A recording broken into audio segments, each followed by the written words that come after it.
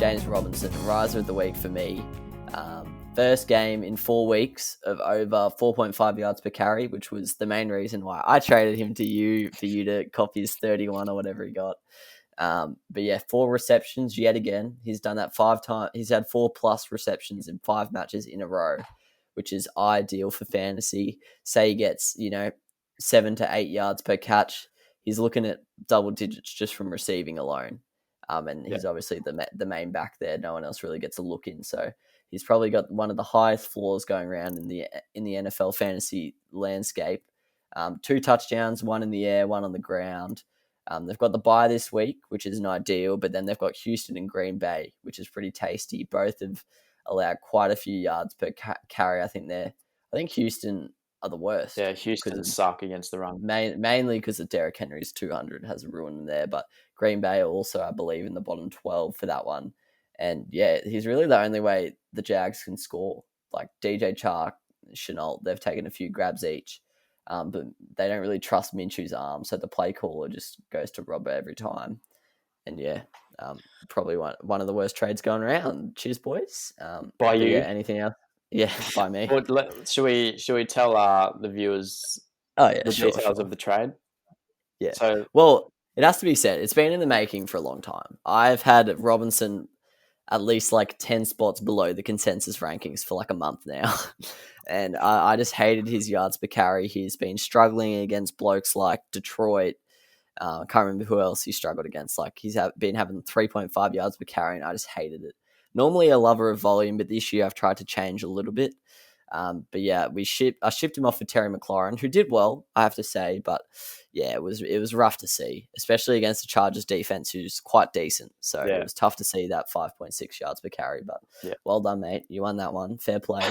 1-0 to you. We go again. I wouldn't say that straight away because Terry McLaurin for me is another riser, and I'd probably put him in the top 12 wide receivers going forward. Yeah, it is true. But the thing is, my team, I didn't need a wide receiver. I had Deontay Johnson as my wide receiver 3, where now I've got Montgomery as my 2, and my 3 I just picked up off the waivers. So it's not looking good for me. But yeah, any other risers of the week you want to mention in this posse?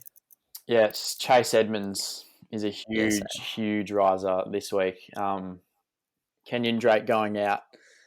Drake, people are probably going to think that Edmonds is going to have Drake's role, which will see him average about 12. But the fact is, Edmonds is going to be out there every single snap now. He's going to be copping Drake's rushing and his own passing from before, which was like 6 receptions every week. So I'm genuinely expecting him to be a top 10 running back while Drake is out. And then when Drake comes back, we don't even know if he'll get his spot back because I think Edmonds is more talented. Yeah, I think Edmonds will I think he'll lose some snaps, some carries to Drake, but I think it might be a little bit like the Melvin Eckler situation of last year, where Eckler, even when Melvin came back, remained to be one of the top running backs just because of his receiving workload, similar to James Robinson. Edmonds even gets more action in the air, so he has such a high floor because of that. And then if you're going to add some running, hopefully some red zone attempts, which would be very juicy to see.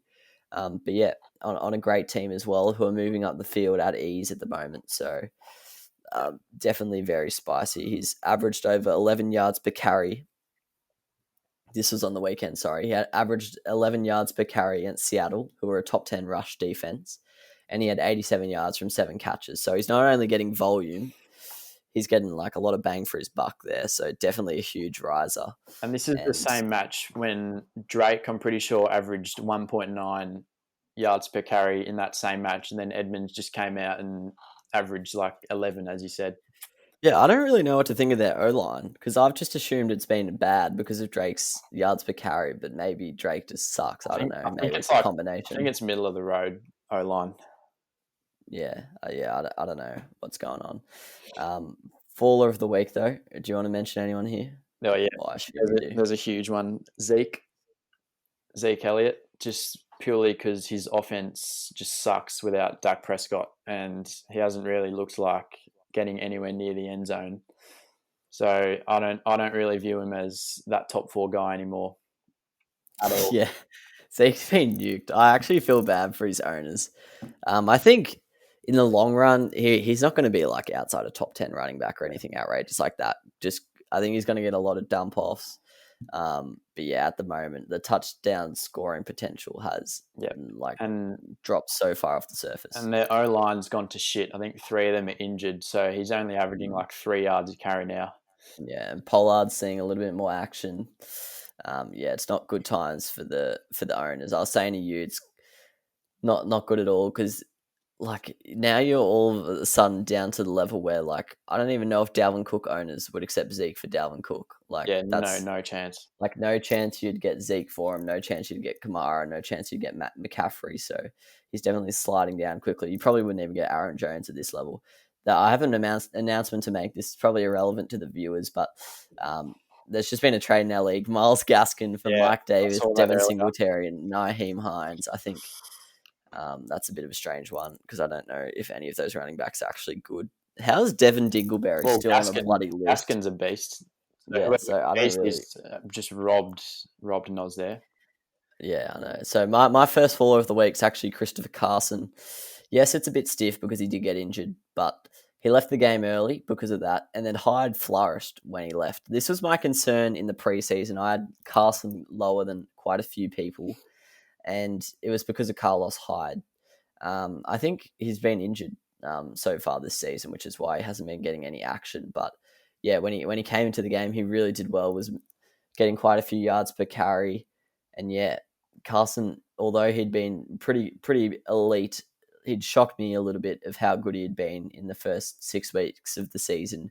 Now I'm a bit scared that the committee might come back for Seattle and lower Carson's ceiling a little bit. I don't think he's going to be bad. I think he's still probably an RB starter, Yeah, but I don't think he's an RB1 anymore. And yeah, he's on a great team in terms of scoring, which is always a huge positive for Carson. But I think Hyde's going to take a lot of his, well, not a lot of it, but I think he will definitely be getting a lot more of the share when Carson comes back from injury. But yeah, anyone agreed. else you got here? I'll do have one more, and that is this one's kind of a surprise because we were raving about him last week, but Ronald Jones, Yeah. for some reason, he's looked absolutely elite the last 3 weeks, including this week, and then Fournette just came back and played Yeah, off his face, which, like we legit said it, didn't we? Like 5 minutes in to the Tampa game, yeah, Ronald Jones, top we 10 running back, because he, we said that, and then by half time, he's outside the top 30. yeah, Fournette's like it's a committee, but Fournette's the one getting the valuable fantasy Yeah, touches. So, I don't know. They're kind of yeah, just yuck.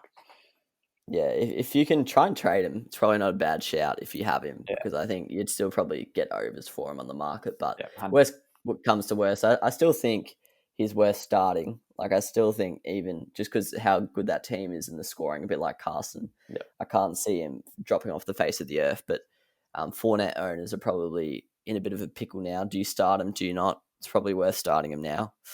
But yeah, my other floor of the week is Josh Jacobs.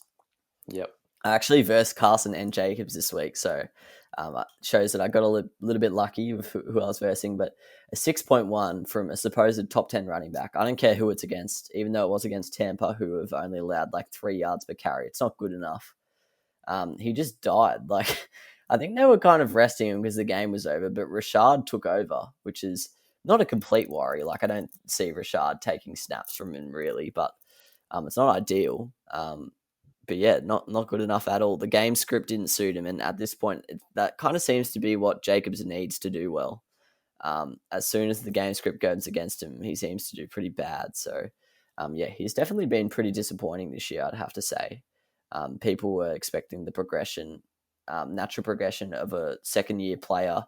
Maybe he could even push for top 5 with the amount of volume he gets. But yeah, he's been far from that so far. yeah. But yeah, disappointing for Josh Jacobs owners. I'm pretty worried about Jacobs because obviously he's an elite talent, like easily a top 8 running back in the NFL, but he did not play a single third down snap for the last 2 weeks, I believe.